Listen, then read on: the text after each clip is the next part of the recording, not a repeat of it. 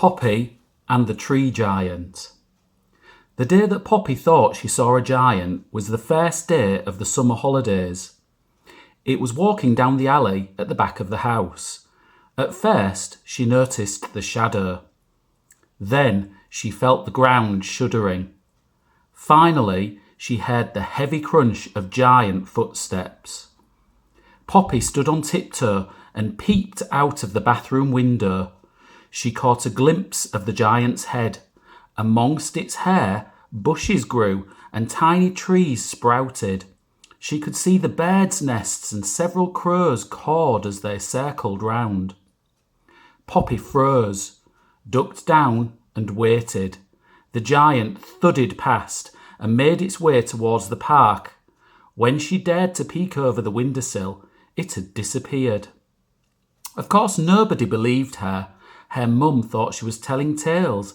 Her dad didn't even hear what she was saying. Only Waldo believed her.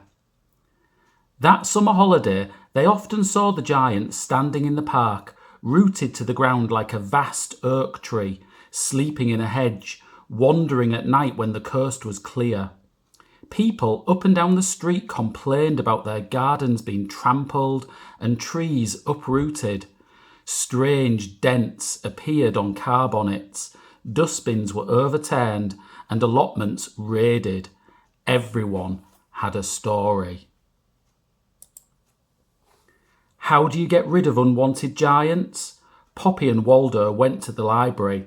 There they discovered it was probably a hedge giant, or perhaps the lesser-known tree giant. They designed traps and discussed digging deep pits.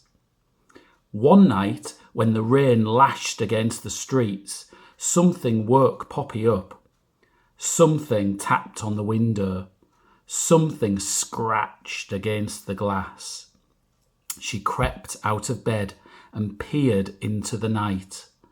A muddy voice whispered, "Poor Tom's cold and so alone." She heard a great sigh,